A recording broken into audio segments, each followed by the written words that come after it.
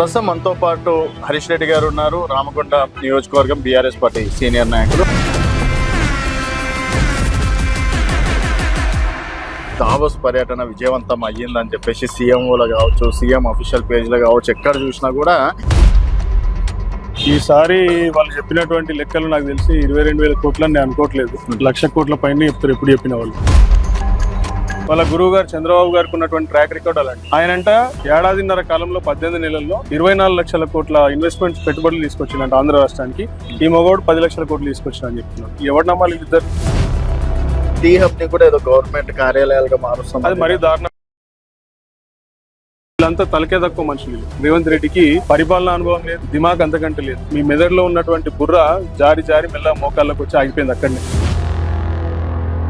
రాష్ట్రం అయితే నడుస్తుంది కదా 2 సంవత్సరాల నుంచి. కొత్త రేషన్ కార్డులు కావచ్చు, సిలిండర్లు కావచ్చు పరిపాలిస్తున్నారు కదా. నువ్వు చెప్పినటువంటి ఏ ఒక్క పని కూడా సక్రమంగా జరగట్లేదు, ఒక ఫ్రీ బస్సులు తప్ప. కేవలము కేసీఆర్ గారు, కేటీఆర్ గారిని, హరీష్ రావు గారిని, ఈ ముగ్గురు అగ్రనాయకుల్ని తిట్టడము, అది ఒకటే పనిగా పెట్టుకున్నాడు. కనుగుడ్లు తీసి ఫుట్బాల్ ఆడుకుంటా అంటాడు, పేగులు తీసి మెడలు వేసుకొని డాన్స్ చేస్తా అంటాడు. ఇదా ముఖ్యమంత్రి మాట్లాడాల్సినటువంటి భాష ఇదేనా? మొన్న హరీష్ రావు గారి పైన, ఈరోజు కేటీఆర్ పైన, రేపు కేసీఆర్ పైన కూడా సిట్ విచారణకు ఆదేశిస్తారేమో అని చెప్పేసి గుసగుసలు అనుకుంటున్నారు. బీఆర్ఎస్ పని అయిపోయినట్టేనా? బీఆర్ఎస్ అనేది పార్టీ పుట్టింది తెలంగాణ ప్రజల ఆశయాలు, ఆకాంక్షలు నెరవేర్చడానికి. ఏదో దొంగ కేసులు, 4 లంక కేసులు, లొట్టపీస్ కేసులు పెడితే బీఆర్ఎస్ పార్టీ ఖతం కాదు.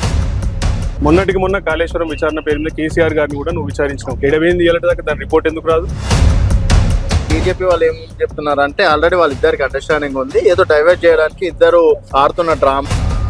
రాష్ట్ర ముఖ్యమంత్రియే జాయింట్ వెంచర్ ముఖ్యమంత్రి. కాంగ్రెస్, బీజేపీ, టీడీపీ కలయికలో ఉన్నటువంటి ముఖ్యమంత్రి. టీడీపీ కార్యకర్తలకు ఏమని పిలిపించింది ఈ ముఖ్యమంత్రి? బీఆర్ఎస్ దిమ్మల్ని వాళ్ళు కూలగొట్టాలంటాడు. టీడీపీ పుట్టిందే నీ పార్టీని బొందబెట్టడానికి పుట్టింది. ఎన్టీ రామారావు పెట్టిందే నీ పార్టీని బొందబెట్టడానికి పెట్టింది. అటువంటి పార్టీ కార్యకర్తలకి కాంగ్రెస్ పార్టీలో ముఖ్యమంత్రిగా ఉండి నువ్వు వాళ్ళకి ఆదేశాలు ఇస్తావా?